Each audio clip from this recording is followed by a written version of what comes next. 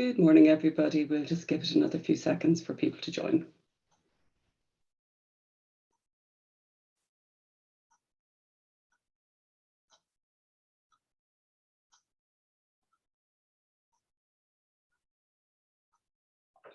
Okay, so good morning, everybody, and thank you for joining us this morning for our final webinar of the year. And we're going to be talking today about life after go live and what about the benefits. So focusing all about the benefits of the projects. So just quickly to go through some of the boring webinar etiquette, just to say this session is being recorded and it will be available on demand after the session. You'll see there's a Q&A box, and this is for any questions that you have for the panel today. And please do encourage you to put in questions. We want this to be as interactive as possible. You'll also see there is a chat box, and this is for any technical problems, any questions for us as the organisers. And my colleague Rebecca is keeping an eye on those in the background. And then just to say that your microphone is on mute.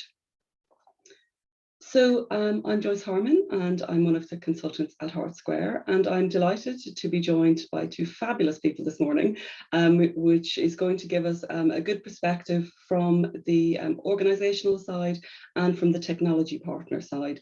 So I'm delighted that we have Louise Youngman from Scope. Louise, if you'd like to introduce yourself. Hi everybody, thank you very much Joyce for having me today. I'm Louise Youngman, Executive Director of People at Scope, and have been project sponsor for our Digital Gateway, our new CRM project. Look forward to speaking about it a little bit later. Perfect, thank you Louise. And also we have Marius from Blue Light. Marius? Morning everyone, I'm Marius from Blue Light CRM. We're a specialist technology partner in the not-for-profit space, have been for a little while. Typically I would be the sponsor for all of our projects that we deliver, so very much looking forward to talking about it. Perfect, thank you. And just to say, so Scope and Blue Light are not working on any joint projects at the moment. So as I say, it's really, you know, so we can have that perspective for sort of the both sides of the coin to see how projects work. So just quickly, for those of you who are not aware of Heart Square, don't worry, I'm not going to read all of this, just to say that we are an independent consultancy practice and we work only in the not-for-profit sector. So I want to run a quick poll. This is just to see sort of with those of you who are joining us this morning and what stage you are about thinking about benefits. So if you just bear with me a second while I launch the poll. So what we're asking is, do you think your organisation has a clear set of expected benefits for your project? So I'll just give this a few seconds for people to click on that one. And interesting, at the minute it's looking as a resounding yes, which is excellent. So let me just end the poll and I'll share the results with you. So yeah, so basically 73% of people joining us this morning have a clear set of expected benefits, which is really, really positive and really, really good.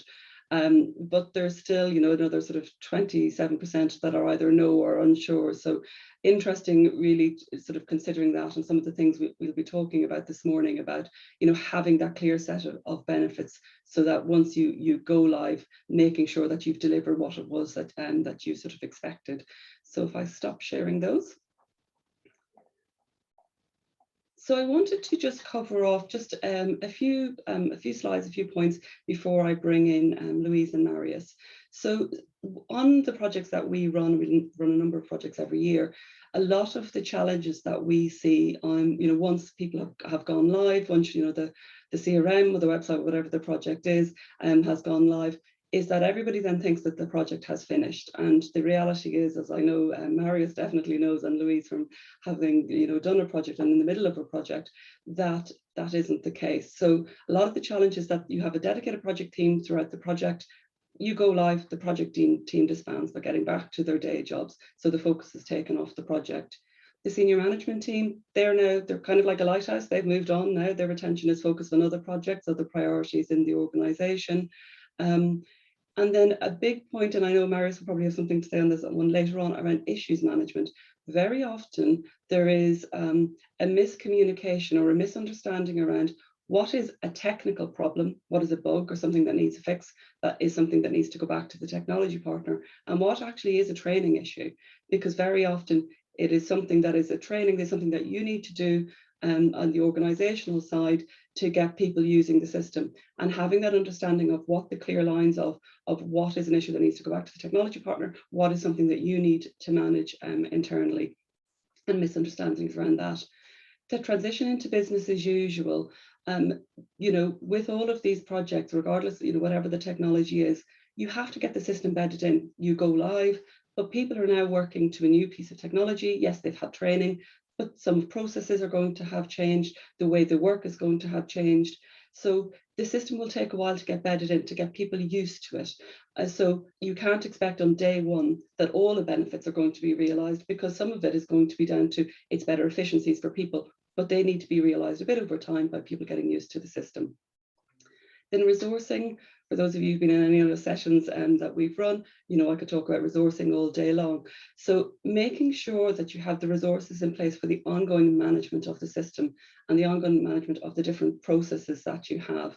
And that very often what happens when the conversation about resourcing comes up, this is towards the end of the implementation phase.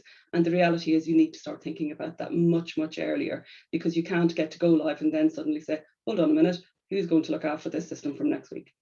And then focusing on the benefits. So right from the start, being clear about what it is you want to do and why you're doing it, and keeping that focus in mind. There will be challenges along the way when you're doing an implementation, but never forgetting the whole reason why you're doing this, not in getting disheartened if anything happens along the way. So some of the things we sort of see around sort of stages in benefits realization, and I suppose my main point is this, is it's not about leaving it till the end. So right at the start of the project, it's very much around agreeing why you're doing this project. What are the intended benefits that you're, expecting to get from this project, and then communicating those widely to, the team, to the whole organization, before, during, and after the project. So everybody knows what it is they're doing, because the teams are going to have to give up a lot of their time in order to work through the implementation, on training, on user acceptance testing, also at that very early discovery stage. So people need to be bought into why they're doing this. Why should they give up their time towards this? Rather than it is a dictate, there's going to be a benefit to them. Focus on the training and the processes. So, early on when you're choosing your technology partner, asking them what is their preferred training method, understanding, at the end of the day, your staff, your people, how people would like to be trained, the level of training that's required, but also is there certain departments that need potentially extra training, or certain individuals. So thinking about training very early on, right from the start, so that you've accounted for that throughout. But also post go live, there's still going to need to be ongoing training. So always having training at front of mind. As we all know, there will be scope changes. There can be scope changes on projects. So scope changes are fine as long as they're documented and agreed, and why you're doing them. But when you're thinking about any scope changes, again, questioning what impact is this scope change going to have on those original benefits that we've identified. Is this going to be a detrimental effect or a positive effect on those benefits? And are we happy with the impact on them? And making sure that everybody is agreed and aligned. Building the capability into business as usual. So again, as I said, looking at the resourcing, who's going to be, managing the system. For example, if it's a CRM, do you need a CRM manager going forward? Do you need a data manager? What governance are you going to be doing around, using the system? Who's going to be looking after from an admin point of view? And do the people have the skills in order to do that? Do you have the skills in-house? Are you going to have to hire in some additional staff? Making sure, thinking about all of that and not leaving it to the last minute. And then keeping it going. So, with benefits very much front of mind right from the start, thinking about that through the project and post go live. One of the things that we recommend that you do on sort of, immediately on go live with the project is to carry out a lessons learned report. This is really your review and your measure point.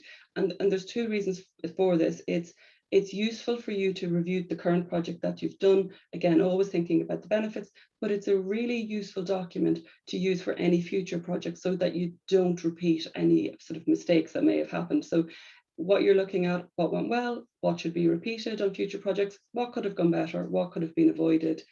Evaluating the actual time and resources that were needed on the project. So, you know, as I said before, you know, making sure you have the resources. Very often when we talk to clients about this, the makeup of a project team, the time that is needed on these projects, people are often horrified and sometimes don't believe us. So actually, when you get to the end of the project, looking at what staff did we need on the project, how much time did it need, what resources did we need to backfill, all of those kind of things. Look at them so that you know going forward in any new projects that you can resource accordingly. Looking at any risks or issues that have came up and throughout the project, doing some analysis on those. Again, what can you learn from them? What can you take forward that you to not repeat in future projects?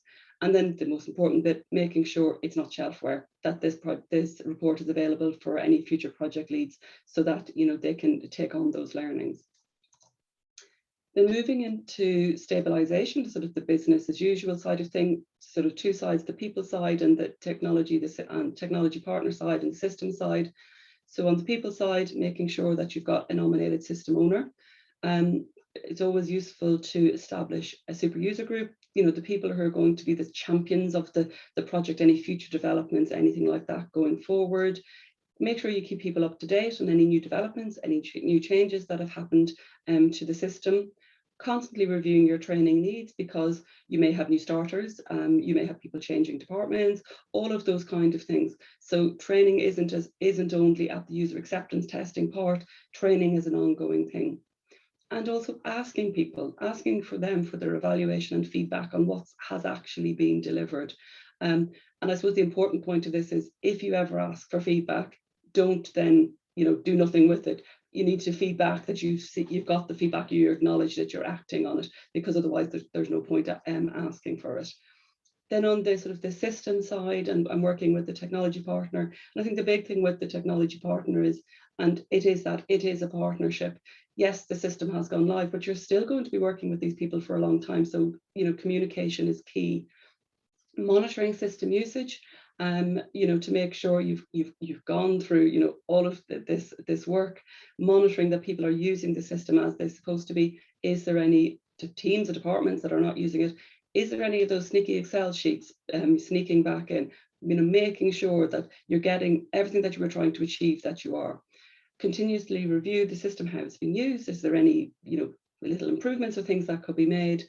And then importantly on the log of, you know, logging any issues or fixes that come up, being very clear to identify and log them, and then saying, you know, who is responsible for fixing this, who is responsible for managing this, what is the timeline for fixing this, and then creating an area that you've got all your training materials, your frequently asked questions, that it's easily accessible to everybody, and it's updated regularly with any changes that happen along the way. And then maintaining, you know, robust systems admin. So what, you know, to make sure that you don't get any bad processes around, you know, how data is entered or you know, how information is managed, that you're not getting back into bad practices. So having that robust system admin is really, really important. And then finally, really just, I suppose, the summary is when you're looking at the project right from the start of that, right, that business case point of view. So you've gone live, you're now actually to say, okay, we did our business case right at the start, we documented our intended benefits, we need to review this now to see where we are against what the intended benefits were. Identify any benefits that were deferred because they're due to either scope changes or budgetary changes or things that have happened, where any of those benefits you know, put on hold. What is the plan now to make sure that we do realise those benefits? What's the timeline for that? Who is responsible for driving that forward? Conducting a review with your finance team, we think, is always really useful. We'll make a point here on ROI, is kind of a bit of a dirty word. It's not just all about the money, but it's important to do a review with your finance team to understand what has been the true cost of the implementation. People often think it's just the cost for the technology partner to implement the system, but you do actually have to look at all the other pieces. how much staff time was needed. Did you have to backfill? Did you have to bring in external help? So that you've got that full picture of what the full financial implications is for the project. So again, you learn that for going forward. But focusing on working with the management team and the staff to understand the non-financial benefits, because quite frankly, it's very often the non-financial benefits are what's going to make a difference to people in their day jobs. It could be something that now, which also helps the finance team, but now you've got direct debit put in place, so that's taken away hours and hours of work. You've now got automated renewal notices, that takes away hours and hours of work. And also the point to say that some of the benefits might not come immediately. For example, if you've automated your renewals processes, that might not happen for a year. But again, reviewing all the benefits that might be non-financial. Report all the benefits to the key stakeholders so everybody knows, has a really positive feeling about the project and know what's happened. And then finally, just keeping it all going. So with all of these projects, it's about communication, being very clear why you're doing this, why you've done this, and the benefit that it has to you as an organisation. But enough from me. So now I want to bring in Louise and Marius. So Louise, if I can go to you first. Can you tell us a little bit about your recent projects and really what were the drivers for change at Scope? I'd be delighted to share. Scope have been implementing a new CRM system. And for us, it was to replace, for one directorate, our services function, 139 spreadsheets. And for the rest of the organisation, it was a replacement for our current database. And as Joyce mentioned earlier, for us, there was some push. There was a burning bridge type scenario. The current database is no longer supported. And we think Scope folklore has it, though we can't evidence it. Our current system's about 15 to 17 years old. So I'd suggest we like to get our money's worth, and you'd think we don't like change. But we took this opportunity to think about what could we gain from a new system, not only the fact that we needed to put it in, but some of the process changes, some of the efficiencies we could make, some of the service improvements that we could do. And I was always really taken. We had a senior leadership away day back in January 2020. Remember when we could get together? And our project really took off then when the entire leadership team cheered when we agreed as one of our outputs for the day that we were going to replace our current system. Because for us, it was building out a new CRM to reduce risk and improve understanding of our customers. So it's been a really great project to be involved in, and I'm sure some of you will be going, she's the people director, what's she doing leading a project like this? We work in multidisciplinary teams at Scope and really keen to leverage cross-organisational expertise. And I'm sure you all, if you're involved in projects, will know people are at the very heart of it. It may be technologically that we are implementing, but without the people on board, on side, keen and willing to give it a go, your project will face an uphill battle. Yeah, Louise, I absolutely couldn't agree more. People are absolutely at the heart of it, and a really good point around having somebody, as you have said before to me previously, being not technical leading the project, and that's the point. You don't have to be technical at all. It's really important. So I suppose before we get into a bit more about the benefits of the project, to talk about a bit more, can you tell us a little bit about what the intended benefits were that you were thinking about at the start? Oh, we had a number of benefits that we were looking at. So our CRM project is actually called the Digital Gateway. And one of the very basic intended benefits was for us to prove to ourselves as an organisation that we could actually project manage at this scale. So we've had some particularly impressive failures that have gone down in our history. So what we are using this project to do is to build corporate learning and confidence in the ability to deliver a project. So that's one discrete intended benefit, which may be very different from other organisations, I appreciate. And I think if we're talking about other specific benefits, my experience of projects previously have been around the implementation of integrated HR and payroll systems. And you know the bit that I hated most of all, apart from parallel pay runs, but that's a whole nother story, is the bit where you had to decide what the benefits of the work was going to be. And everybody went straight to the pound, shilling and pence and calculations of return on investment. So I'm going to be really honest and say the great thing about being a sponsor now is I get to set the tone and direction of the programme. So I got to say, in this case, that we're improving the quality of our data, the ability to communicate with our supporters, and they may lead to an improved ROI, and they may lead to better retention, they may lead to increased lifetime value of a supporter. But I was not going to include those benefits as a number. I was given a sage piece of advice up front as I took this project on. Fundraising income is the child of many parents. And aren't I glad, given the last 2 years of pandemic, and how that has so dramatically changed the fundraising landscape. I'm sure you guys out there listening to this webinar today will have organisational examples of where income generation has just fallen off a cliff. I know we're not alone. So we didn't quantify those, but we have demonstrated many other intended benefits. No more spreadsheets, reduced data risks, improved data quality, data at the touch of a button, no more pivoting spreadsheets, more and different data available to report on. We now know much more about our service users than we did before. Information is recorded in one place and not in multiple places, and colleagues can easily see previous interactions with the customers they're talking to.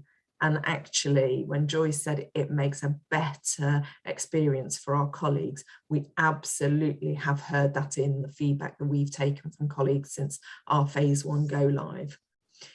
We're also, hands up here, not great at processing our organisation. So one of the things that we've seen as a very much intended benefit was streamlining, standardising, improving our processes and better knowledge transfer between colleagues.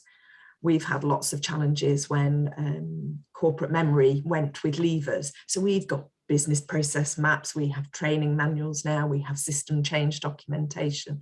So as you can probably see, there are loads of intended benefits that we could see aside from the cost benefits. Having said that, we're reducing our licensing costs, we're bringing in-house data functionality, which we currently outsource at lots of pounds a year. So we are seeing some financial benefits that we have incorporated into our ROI. Perfect, thank you. Yeah, and I completely agree with you. I said before, sort of the obsession with ROI from a finance point of view, and that's the only answer, and it's absolutely not. There's definitely more to it. Marius, if I can bring you in now, and as you know, clients, and hear all the time about clients struggling to get the intended benefits from the project or from the system. So, as a partner, what do you think partners can do to help that? I think in the first instance, accept the fact that the client's looking for benefits and be completely kind of open and upfront about those benefits at the start. Now, it's not just a case of, noting them and never going back to them. It's interesting that Louise was talking about sort of non-financial, more kind of organizational growth and evolution kind of aspects. And I think these are particularly key, not just in intended benefits, but also in actually delivering the project in the first place.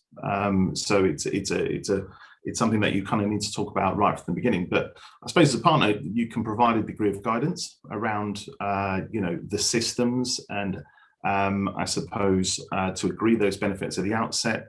And I think you mentioned in your slides also review them, evaluate them during the project, and most definitely at the end of the project.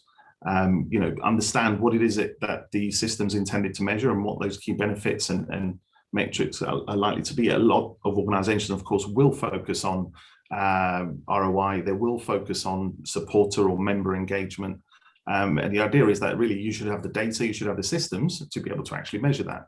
So one of the things that we've done with other clients previously is it's almost we'll start with what does that data model for your supporter, for your member, for your customer look like?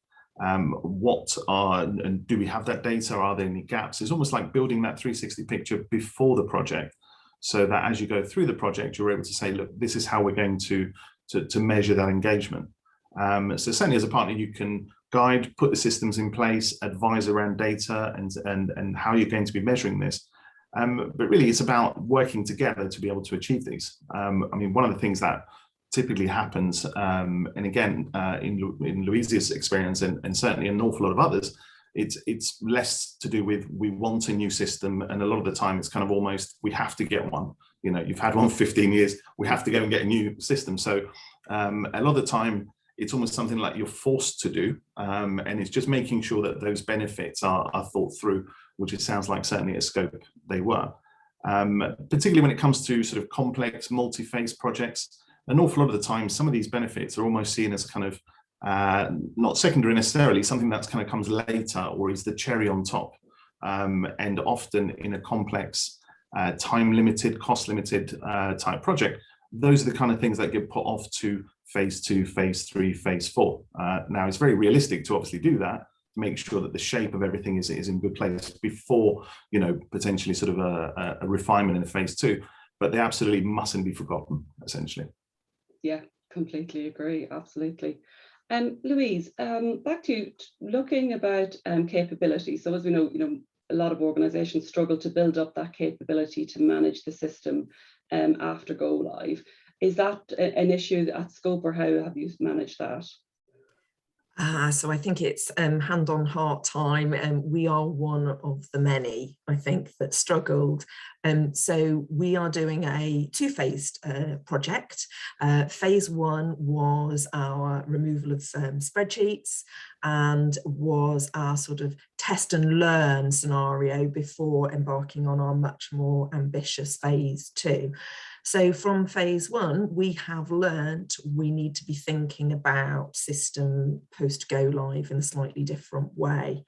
So we did the engagement, we got everybody excited, we did the communications, we did the training, our colleagues did a lot of testing, those colleagues who are going to be using the system, so they built up their experience with it. We introduced super users, so champions. But what we didn't do was enough in the post-go live support phase. So we had a week of what was called hypercare from our partner, but what we needed was our colleagues on our help desk. So we're a large enough organisation to have an IT help desk. They needed to be better able to support where they were training needs, or where they were fixes and bugs and change requests. And what we needed to do was to agree a process and documentation to capture the fixes, the bugs and the change requests. So I think there was something for me, which we're going to learn for phase 2, is the speed at which those issues were dealt with in the early weeks of post go live. That's really important so colleagues don't lose faith in the new system. So our teams were really highly engaged, but it was a big change to their ways of working. We set all their spreadsheets and their Word documents to view only, so there was no going back. However, some teams handled it with more ease than others. So we've had to invest more time into follow-up training.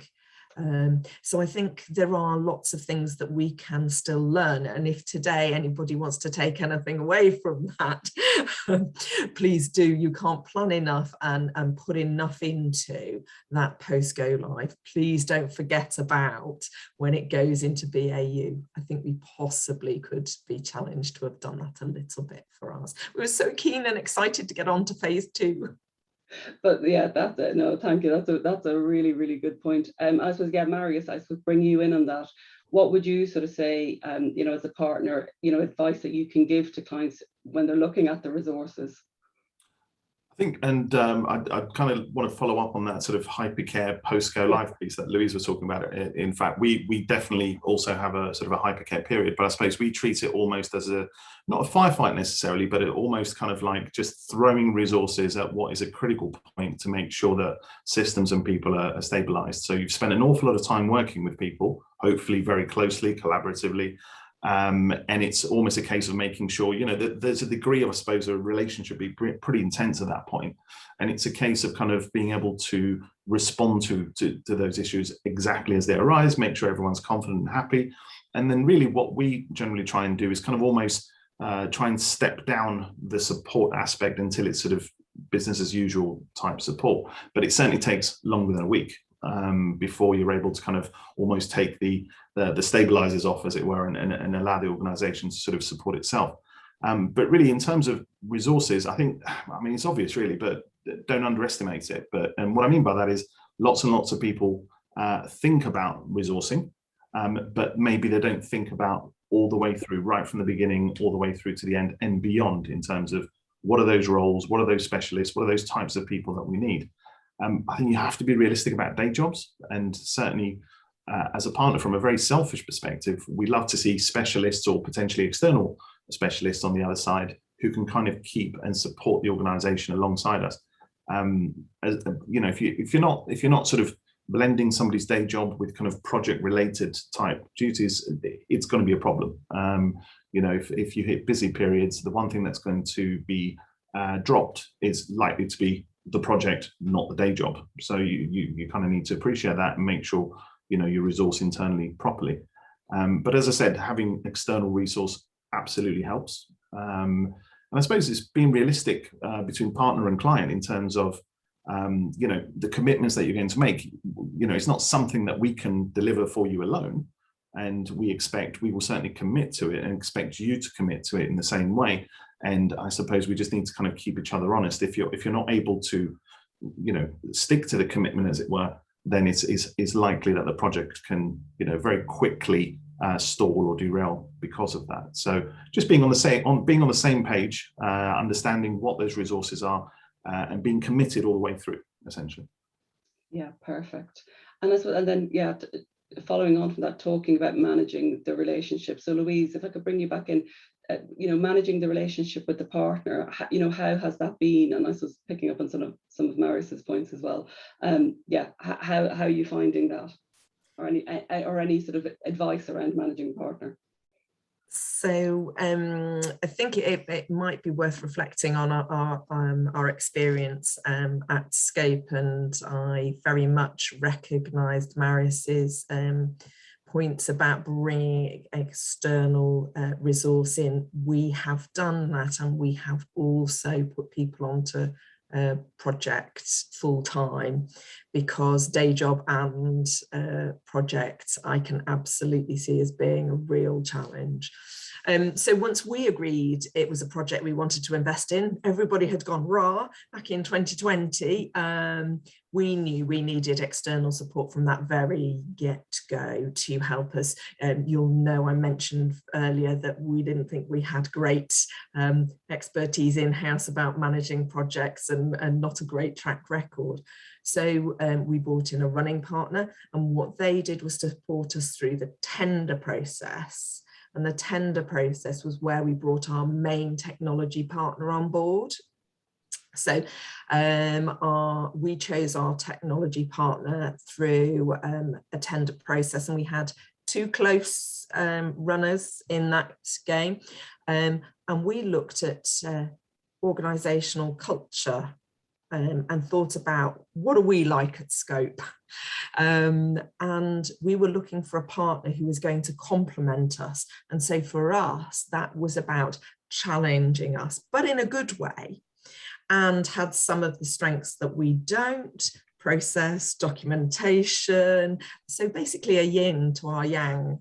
And how has it been, you asked, Joyce? it's actually been surprisingly successful. I reflect back on my HR IT days and think we're going to do this very differently, and we have done our project very differently. Given the way we chose, so we wanted somebody who was challenging us and somebody who's different from us, our relationship's been a really good one. And I was thinking, how do I measure that? And I think for us, it was absolutely evidenced when our data migration failed the weekend before go live. And it meant that both our partner and ourselves had a lot of work to do to unpick the issues and solve the problems. And it was done collaboratively as one team. You wouldn't have known, if you were an outsider looking in, who was our partner and who was Scope. There was no blame, there was no us and them. We were one team to get us over the line. Yes, absolutely, we did lessons learned, and we did a report into what went wrong and acknowledged the areas where we had fallen down. But that wasn't where we started. We started with, only by working together can we solve this. And what it's really done is show us, not only in the good times when you're doing discovery and everything's exciting, through the build phase where it's exciting to see the project coming to life, but even in the worst bits where you work really well together, that to me is the sign of a great project. And I think it had to be a good relationship. We didn't get charged a whole heap of extra money for fixing everything either. So we've had some lessons learned from our projects and how we work together. And we have spent time recording those to help us think about phase 2. But we did deliver a successful product in budget and only 3 working days late. So not bad as a project between Scope and our technology partner. They've just set themselves up for what can we deliver in phase 2. I mean, when you say not bad, I mean, you know, on budget and only 3 days over, Louise, that is absolutely fantastic, to be quite honest. Marius, bringing you in, from what do you think, you know, the client can do to get the best from the partners, you know, during the project, and yeah, what can sometimes go wrong? Well, I think I'm not going to talk too much because, frankly, I'd much rather listen to Louise. And I think her points about relationship and the expectation of things going wrong. Look, these are complex things. Things will go wrong. It's as simple as that. You have to accept that. So it's nothing to do with things going wrong and what are you going to do about it as a team. So relationship, you've got to value that above anything. And if that's good, then literally anything can be done, anything can be fixed. It's as simple as that, really. So beyond any other technology or planning aspects, if the relationship is strong and open and honest and collaborative, that's pretty much what you need. Perfect. And we've got lots of questions coming in, so I'm going to move on to those shortly just to make sure we can cover them. So if I just move on to, because Marius is saying sort of talking about the challenges and things like that already. So I suppose if I come to you, actually I'm going to come to you first, Marius. If you had to do some take-home advice for, you know, considering embarking on any of these type of projects, what would it be? And then Louise, I'm going to come to you with the same question. I think it starts right from the beginning, and I think Louise again mentioned during the selection process, having a good fit. Really, that's what you should be looking for. You know, most vendors of any kind of experience will be able to evidence their capabilities and their case studies and their clients and their references and so on and so forth. Then it's really a case of, and frankly, technology is so secondary. I mean, you can do anything with technology nowadays. So if you get that fit from the beginning, then, and that relationship and open and honest collaboration, then that is a very big step towards successful implementation. And I mean, I'm not going to sort of belabor the point about, you know, planning and being realistic on resources and being clear on governance and roles and responsibilities. These are sort of project 101s, as they were. What I would say, though, is that all of these kind of project 101s, everybody knows about them, but does everybody actually follow through and do them? You know, yes, we need strong governance, but are you actually going to do it? So following through essentially on kind of on how to sort of plan and structure a project from the beginning. Perfect. Thanks, Marius. And Louise, your thoughts? Marius, absolutely agree with all those 101s. Sometimes, though, it's harder to put them into practice than to know them. So I budgeted really carefully and I didn't scrimp. And we had some interesting conversations about contingency size of. So I would really recommend you don't scrimp and you invest in upfront planning. I don't think you can do enough planning in my view. So we went into our discovery phase, so with business process reviews done upfront, and the benefit of that, particularly in an organisation who don't generally subscribe to that sort of thing, it was a really, really worthwhile exercise and has helped us enormously through the project. So plan, and do some more planning would be my take home. I think that's a fantastic take. I've just got one additional slightly different I suppose tip I would say, and this is coming from experience rather than anything else. Generally projects, as we said at the beginning, sometimes it's because they must happen rather than we want them to happen, and often there is almost a sort of a tendency to kind of almost place a timeline on it before you've even spoken to a partner, before you've started on the process, and then this timeline starts to essentially become the overriding principle for everything else. So what I would say is, be realistic and do some due diligence before you apply a timeline and an expectation internally on doing it, because otherwise it's just a stick that keeps beating the project team throughout the process, at which point they start to see where they can possibly work around and cut corners. So try and be realistic on the timing. Yeah, definitely. So I'm going to start covering up some of the questions that we've come in. So the first one is, have you got any tips on how to manage users who do not want to use the new system and go back to their old ways of working? So I'm going to Louise first, and then Marius, as I'm sure you've got some thoughts on that as well. So we made it really, really difficult for people to go back to their old ways of working by removing access to old approaches. We've also done lots of support and training and monitoring. We've also done probably quite a lot of data reporting, more so than we would expect to do post transition into BAU, to ensure that data was going into the system in the way that we'd expected it to.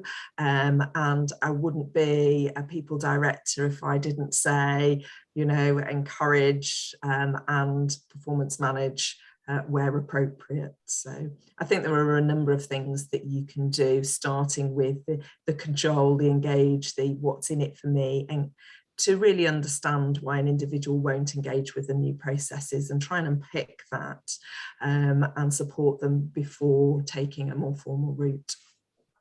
Perfect. Marius, I don't know if you have any thoughts on that one. Not that much more I can add to what Louise said. The only other thing would be the fact that you kind of want to engage the team right from the beginning to be part of the process, so they own and adopt it and champion it as you get through to post go live and beyond. Perfect. And then one, Marius, I think would be for you, is if you're using a platform-based system, i.e. Dynamics or Salesforce, how do you cope with the regular cycle of updates that can change some of the core functions, for example, search or even the UI? I like the fact that search was put in there, actually. That's an interesting one. So this is obviously a Dynamics user. So the minor changes are, I suppose, minor annoyances on the same par as updating your iPhone overnight or your Microsoft Office, for example. Obviously, we provide Dynamics. I can't speak for anybody else. So it's a similar thing where it's kind of incremental changes, and you go, oh, look, that's moved slightly, or that's got a slightly different color, or different.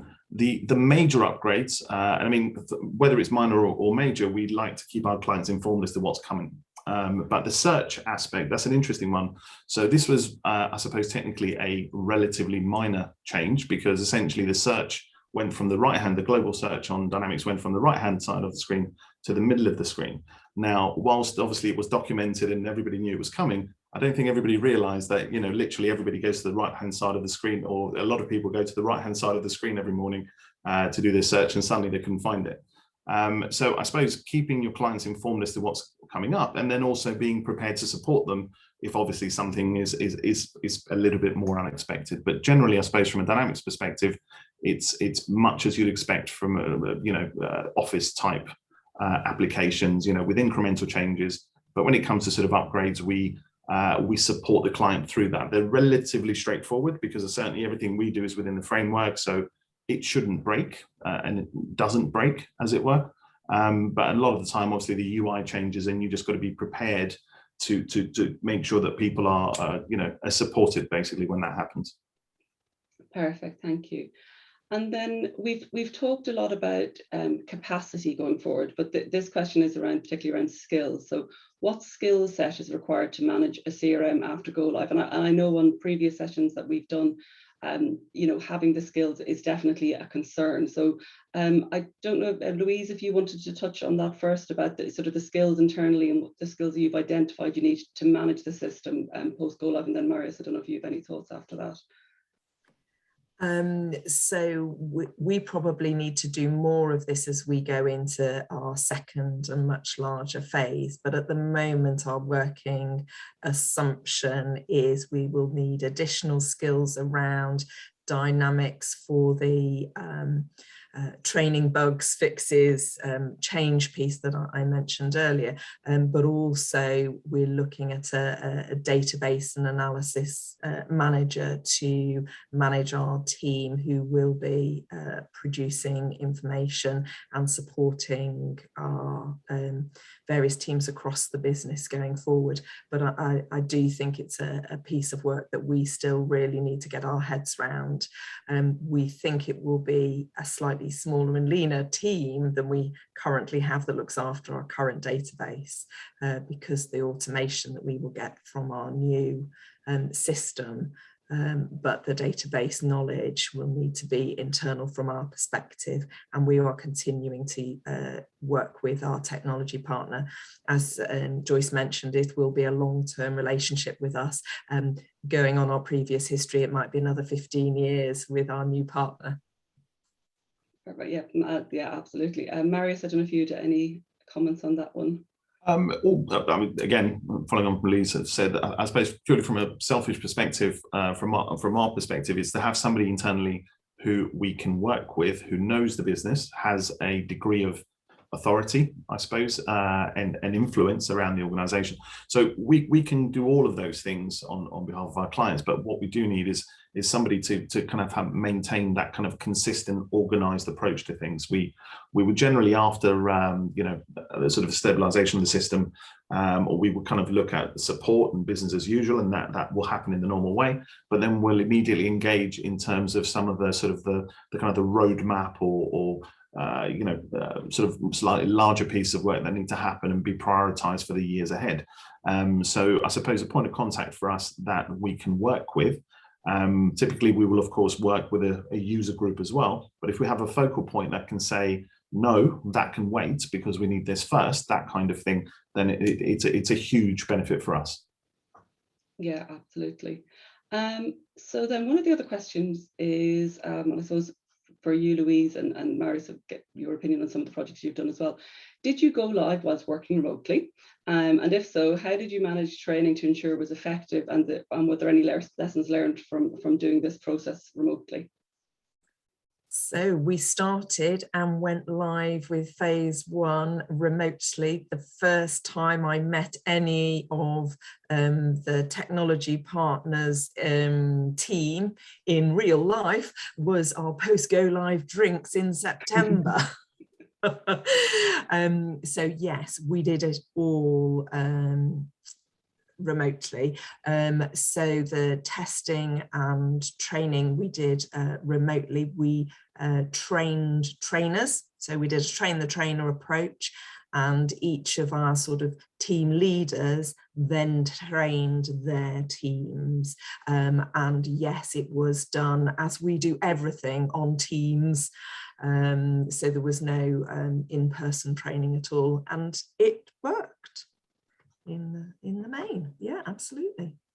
I think we found certainly that we have a number of clients now who, again, we've never met or met very briefly in between sort of lockdowns, and I think most things were up to speed, and we kind of it was we've always been working remotely, and in that way, but for clients it was a little bit of a learning curve. We support them through that. The only things are, I suppose, we like to start a project with a little bit of a sort of, we kind of call it sort of the pizza kickoff. You just kind of turn up and meet everybody, and just have a bit of pizza and before you start the project. So that we missed out on. However, you want to do it over Zoom or Teams. But also, I mean, training was probably the one area that we kind of like to be looking over people's shoulders. We can sense when somebody's not quite comfortable, that kind of thing. But there were a number of, I suppose, different things that we did. So, for example, having sort of main sessions and then supplementary sessions where somebody can drop out and get one-to-one attention before going back to the sort of the classroom style, recording sessions, so on and so forth. So there were a number of things that we did to kind of counteract that. I mean, if anything, I suppose, working remotely has made things a little bit more efficient in a lot of areas. You can jump on a quick call rather than have to travel for 3 hours for an hour-long meeting. So we weren't impacted in that sense, but certainly the first couple of months, we just had to kind of ramp up and support clients who were not quite confident, not quite sure as to how things were going to work. Yeah, and yeah, as you say, it's been a steep learning curve for all of us over the last sort of 2 years, but definitely sort of changing tack, but projects can be run very successfully. Then we'll just move on to one of the other questions. Sorry, my computer is suddenly just stuck.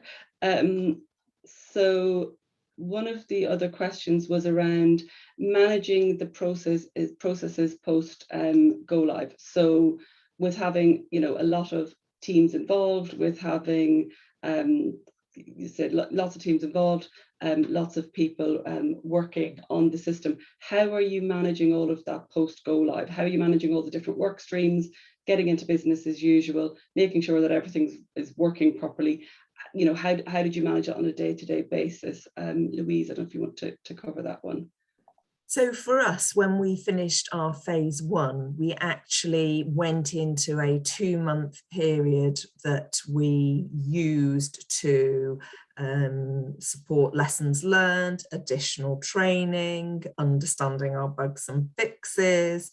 And as a project team, we stayed together and kept an overview. However, going into the sort of the post 2 months period, we've given that to an individual akin to a project manager. Yeah, and I suppose actually just a follow on as the second part of that question, which is just coming, is having one project manager to oversee realistic? I guess it depends on the size and complexity of the project and the work that you're doing. So for us, yes, we think it absolutely will be. Appreciate that one size won't fit all size of organisation. No, absolutely. Marius, sort of, any thoughts on that sort of the post go live and managing all the different work streams? And yes, can it be or should it be managed by sort of one project manager? I think it does depend on the resources and essentially the requirements, I suppose, going forward. I mean, with some of the larger projects and clients we've had, they have data sort of functional technical specialists. So we essentially allocate resources to meet those counterparts and be able to kind of work. But yes, I would say certainly from our perspective, it's always good to have a single point of contact in terms of program or project management, just to make sure that there's complete oversight of the organization as a whole. But typically, depending on resources and needs, there will be specialists in different areas doing different things. But yes, ideally, we would have a single governance structure for the organization as a whole. And that's a very selfish thing to say. No, but it's realistic. We've had a few other questions. I'm just conscious of time. We've had a few other questions, but some of them have kind of really been covered already. One around what kind of size of team or roles are required to manage the CRM system post go live, which I think we've kind of covered throughout. But I suppose I'm kind of going to combine one of these into and Marius, interested in your opinion on this. Do you think it is important to have a CRM manager as a role going forward post go live in an organization? Yes, I suppose the type of skill set, I think, as I described earlier, it's kind of almost like, I suppose with some of our clients, they do a little bit themselves internally because they want to, or they prefer to, and we just have general oversight as to what they're doing. With others, we are entirely their only resource, so we will do everything for them. So in both cases, though, we would generally like to have a kind of, not a single point of contact. This could be an individual or a group, a super user group, as long as they're very much on the same page, really just to be able to kind of, somebody who knows the organization and the evolving needs of the organization, but also has a degree of influence to be able to say no to things as well as yes to things, and be able to prioritize with us. So whether you call them a CRM manager, program manager, project manager, that can vary, but that's really the skill set that works for us. Yeah, perfect. And I think actually that's a really good point. Somebody who will say no and not just be agreeing to everything. Yeah, and finally, Louise, coming to you. Yeah, any sort of other final thoughts on that one? I think Marius covered it very much so, and we call ours a database and analysis manager, but it would be a CRM manager for all intents and purposes. Perfect, thank you. Well, I'm conscious of time and having my project management head on, make sure we finish up on time. So really just want to say a absolutely huge thank you to Louise and Marius for joining us this morning.